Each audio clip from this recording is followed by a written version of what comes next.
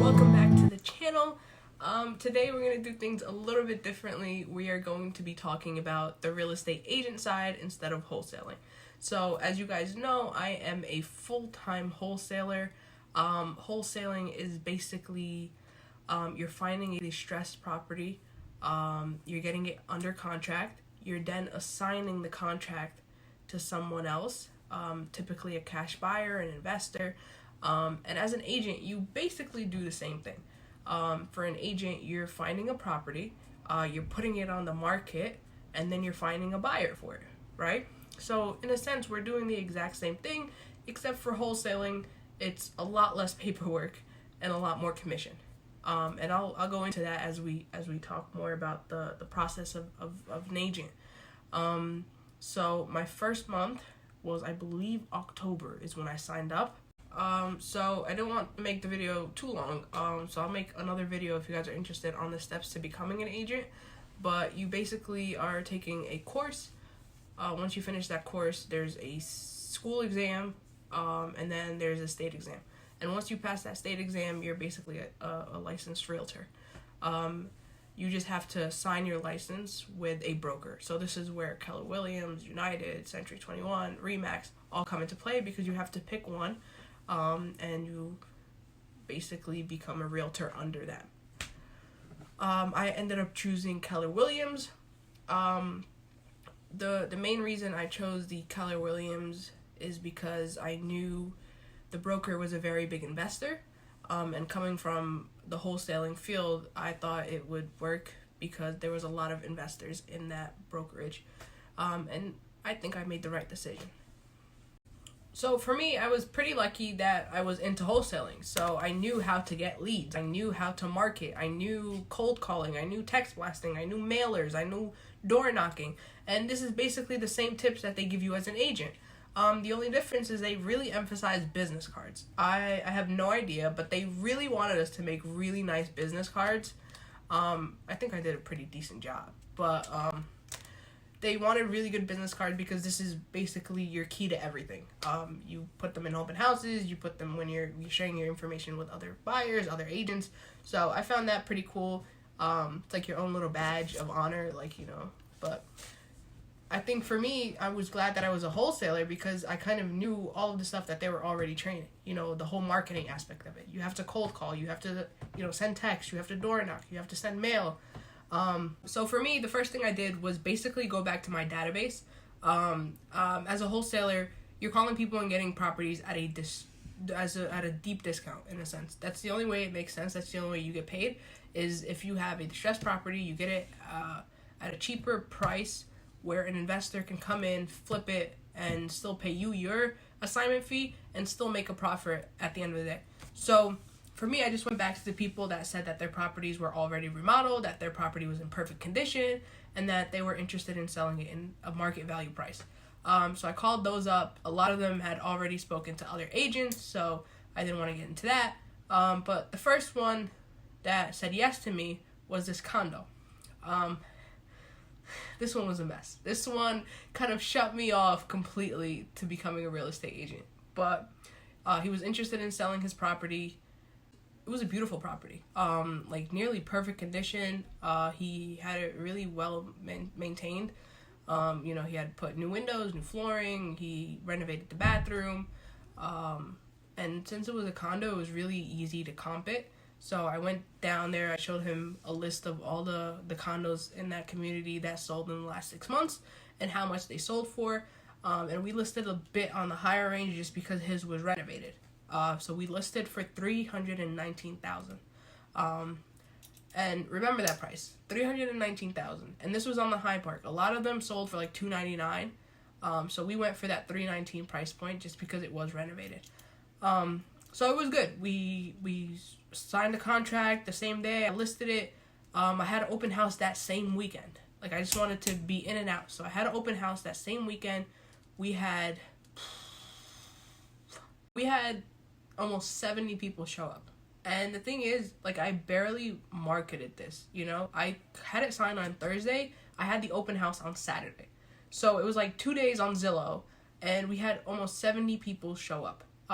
It was just a really good area, and I guess the market was, as you guys already know, the market was crazy. Everybody wanted to buy. Demand was high. Supply was low. So 70 people showed up. Out of those 70, I believe we had 3 offers that same weekend. The offer that we ended up going with was $349. So he got way more than other condos, way more than we were even asking, and we went with $349. The thing that agitated me just a bit was the owner's greed. We got $349, and he was still wondering, oh, could I get more? And after just talking it out and explaining everything, he finally agreed to that $349 offer. And then after that, it became time for the paperwork. It's a lot of paperwork. As wholesaling, I'm so used to like one piece of paper, so it just threw me off of how much you have to sign, how much due diligence there is. But thank God for the brokerage. They help you out on your first few deals to get the hang of it. So they basically did everything. But they showed me what everything meant and explained everything. So your brokerage, when you pick one, pick a good one. Because they have to explain it, not just do it for you, but also do it for you. Because I would be stuck for days doing that. But after that, remember how you gave me that 2 weeks, 2-week time limit where if you didn't finish all this, like if we didn't agree and have a turn and review by these 2 weeks, I don't want this house sold anymore. What did the person do? She withdrew her offer. She said that she didn't want the place anymore. She didn't think it was a right fit. And as I'm trying to call these backup offers, he won't agree to it. He's like, oh, we got $349 for it. And I was like, well, we need another open house. I don't want to do that. What do you want me to do? What do you want me to do? We have backup offers at the asking price of $319, but he didn't want that. So we ended up parting ways. Just wasn't the right fit. I'm not going. You don't want me to have an open house. You don't want to wait. You don't want full asking offers. She canceled. I can't make her change her mind. She doesn't want the property anymore. So that was my first deal. Because of that deal, I don't think real estate agent is my forte. But thank God for my second deal, because that completely changed my perspective. So for my second deal, I was a buyer's agent. And it was this amazing couple. It was their first home. They were moving from the city, trying to buy in a better area. And they had one of the easiest process in a sense working with them. Finding the home, on the other hand, was also hell. But for them, they just wanted a really nice backyard. They wanted it very quiet, very open, very spacious. They had a great budget. So it was easy finding the home. The worst part was putting these offers in and getting denied. Like our first week on open houses, so we went every Saturday for 3 weeks. Our first week, I showed them 12 homes. We put an offer on one of them, didn't go through. Week number 2, we went and saw 14 homes. We put an offer on, I believe, 2 of them. Nothing. And now week 3. Week 3, we saw, I believe, 12 homes, around that range. And something else that I found very interesting. So not all of them are open houses. So a lot of the times as an agent, you have to schedule to see a house when it doesn't have an open house or whatever the case, or if they had an open house last week, or if they have an open house on Sunday. So trying to make these schedules work where we're trying to see like 12 houses in like different parts of town and different areas, and trying to like navigate from like places that have open houses to making a schedule, and like, getting denied access was like some of the agents were like, oh, you can't see it on Saturday, we have an open house on Sunday. My clients are only off on Saturday. They can't see it on Sunday.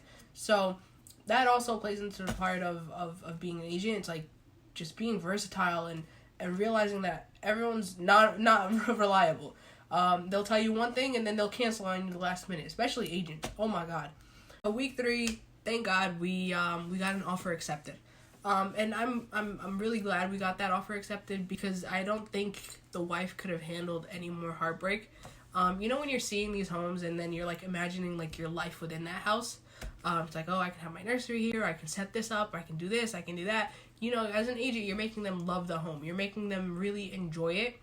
But the worst part is, you're getting your heart broken at the end of the day because you're getting your offer denied. So I'm really glad that she finally got that house at the end of the day, because I don't think she could have went through another few weeks of just getting denied, and I think they would have eventually just quit and just like, we'll wait until next year. So I'm really happy for that. So that was my second deal. My third deal was a rental. And rentals are a bit looked down upon in the real estate agent world. I don't know why. For me, I actually really like the rentals. Yeah, the commission is smaller, but the paperwork is less. I got paid like in 2 weeks. I really like that. It was like wholesaling, just not really wholesaling, because still a lot of paperwork. As you can tell, I really hated the paperwork.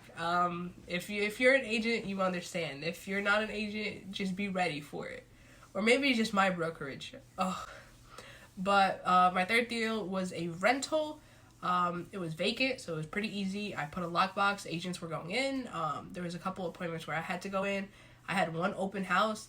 We had, I believe, 4 tenants that wanted it. You send them an application, and they get a credit check, background history, everything. And it was easy. The guy, amazing guy. And he ended up just picking one of the tenants, and we just went from there. Now my fourth deal. My fourth deal is very interesting. My fourth deal was the same guy as my third deal. So he ended up wanting to purchase a property. It was similar to the one that he just rented out, but it was new. They still haven't fully built it yet. I think it completes construction in July. But he ended up going by himself. He ended up purchasing it by himself. He did everything by himself. He never called me. He never told me anything. A few days later, I get a call from the owners of that community, and they're like, he put you down as his agent. I just need some paperwork for you to fill out to get your commission. And I was like, what? Like, I didn't understand it just because I'm still so new. I got the paperwork. I sent it to my broker.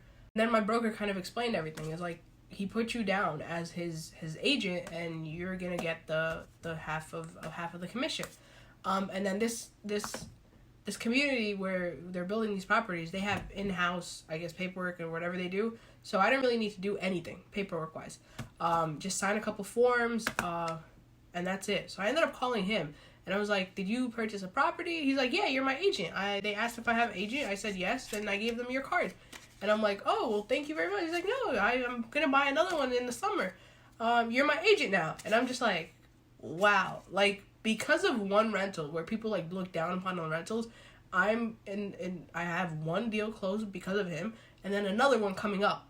So it's just being good to people, and just doing what you have to do to help them close their deals, and a lot of good comes to you. So that's basically my take on my first few months of real estate. All of that was basically done the first month. All 4 of them. Whereas the first month, signed in October, did all that in October. But then again, this is just my opinion, my takes. Everyone does things differently. Everyone, experiences something differently. It might be easier for you, it might be harder for you. As you guys saw, my first deal was absolutely horrible. It didn't work. My second deal, amazing. My third deal, even more amazing. My fourth deal, absolutely perfect.